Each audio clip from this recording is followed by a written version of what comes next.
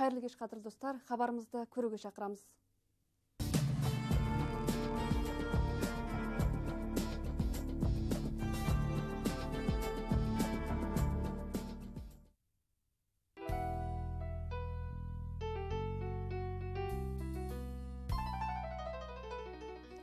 Желтоқсан жылдағысынан желігіп, қысқы бар аязын бір-ақ күнде қаптатса да, баяғысындай адамдардың жүрегін суық сора қойған жоқты.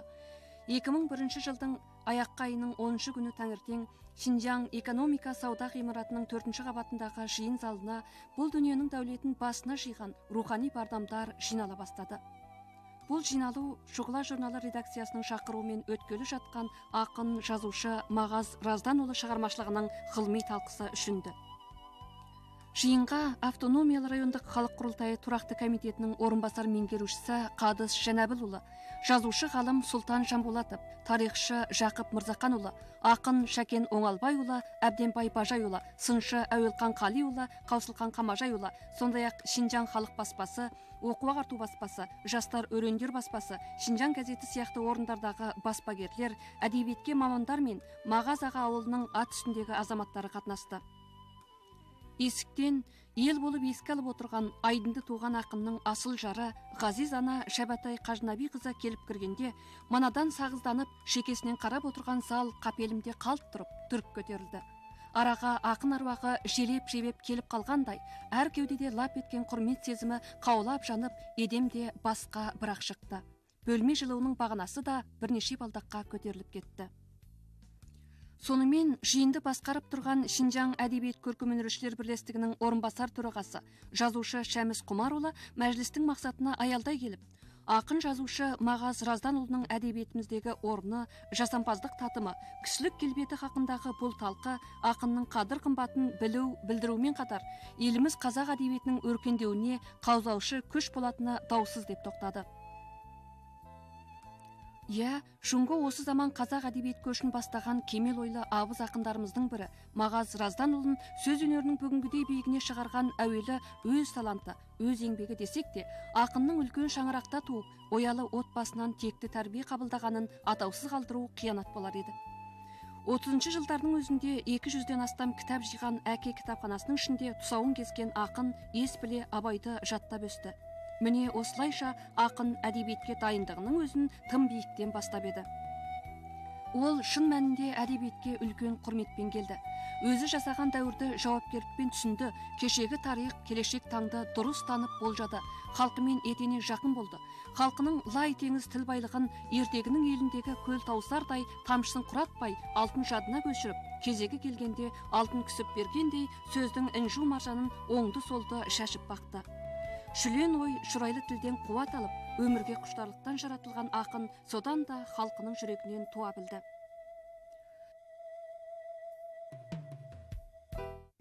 Оғысының өз сөзінде де бар әгі. Мисал үшін жаңа дүние бір қонақ жай аз күн түнер, жеңгенде жеңілгенде жерге кірер, шығады чынбағамыз өлгеннен соң не дерін кейінгілер өзі білер деген. Сол сияқты міне кейінгі ұрпақтар о кісіні талқылап жатыр, жақсы мінездерін айтып жатыр, шығармаларының ерекшеліктерін айтып жатыр. Осының барлығын енді бір алтынды жерге көміп қойса, қазып алмаса ол өздігінен алынбайды ғой қолға. Мақаң шындығында менің сүйген жұбайым, ол мені құлай сүйді, мен де оны құлай сүйдім. Сондықтан да 20 жылдық қиыншылықта шыдап балаларым бағып басқарып ержеттірдім. Мағаз Разданұлы әдебиетімізде сөз болуға қаншалықты жараса, өмірде де соншалықты кісілігіне кіреуке түсірмеген жан. Өзін ту бастан дұрыс тәртіпке келтіріп, бір мінезбен өткен, жүрегінен ізгілік отын өшірмеген биік мәдениеттің адамы. Алғаш саясат тирақтандырған кезде сіздерді осындай деп екі ауданның әлгіндей мәдениет мекемесін орналастырып, артынан мен өзім сол аудандағы адамдарды қозғап, мен Алтайда өзді дардай тікелей құқықтас тұрған адамын. Осы Мағаз Разданды Буыршын аудандық саяси кеңестің орынбасарлығына, Күнгей Мұқажанды Бурылтоғай аудандық саяси кеңестің орынбасарлығына, мына Құрменбекті Шіңгіл ауданының саяси кеңестің орынбасарлығына қойып, кейін осыларға деген әңгімем, сіздерден біздің күтетініміз осы қалам жөніндегі еңбектеріңіз болсын. Былайша алғанда сіздер енді халық үміт күтіп отырған қазақтың мына жазба мәдениетіне есе қосады деп отырған адам. Сіздер осы жағынан еңбек сіңіріңіздер дегенім бүгін есіме түсіп отыр. Енді былай қарасам, сол күнде халықтың күткен үміт еді. Менің жеткізген сөзім де сол халықтың, зиялылардың, сол күндегі бірқатар халықтың жұмысына көңіл бөлетін азаматтардың сөзі еді. Мен сол кездегі орныма қарай осы талапты жеткіздім. Кейін өзімде қатты разы боламын бұларға. Сол айтқандай осылар өрөзлі биік адамдар болып шықты. Асулар толғауы, уақытқа жауап, босаға, ертең сияқты өлеңдер жинағы мен Сарыбел сынды маңдайынан жарылған өлең романның авторы, сыршыл ақын, әрі ата заман сөйлейді атты әңгіме повестер жинағы мен Алтайдың ақиықтары атты тарихи романды өмірге әкелген қара сөздің қар үзген саңлағы парасатты жазушы.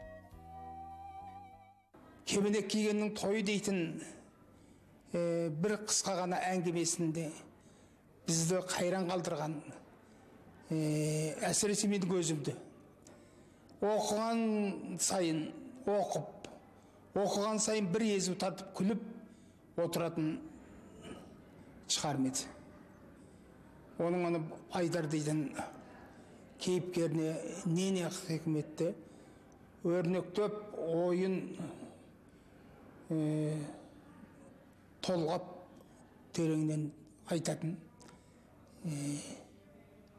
сөз өнері бар бір адам еді. Мағазды мақтаудың көп керегі жоқ, мағаз үшін мақтану керек. Мағаз туындыларынан қазірге дейін 30-дан астам өлең, 2 әңгіме, 2 повест ханзу тіліне аударылып, өзге тілдегілердің де таңдайына түшіп, талғамына татып келеді. Мен Мағазбен 1990 жыл таныстым. Мағаз өзім білетін ақындардың арасындағы 100 жылда бір туатын кесек тұлға. Жұңго осы заман әдебиетінен Мағаз мықтап орын алуға хақылы. Мен білетін Мағаз жасампаздықта тақырыпқа аса бай. Ол қара сөз бен өлең сөзге бірдей шебер адам. Бүгінде өнер адамның кісілігі мен өнері бір-біріне керағар келетін болып жүр. Ал Мағаз ақындығына адамдығы сай кісілікті жазушы. Мағазды ханзу тіліне таныстыру төтенше қажет.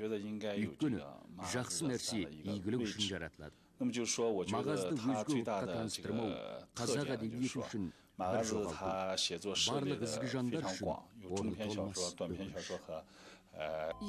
Ақынға берілген баға әдебиетіміздің бағасы. Ақынның алған асуы айнақ етесі жоқ, ел болып шыққан биігіміз.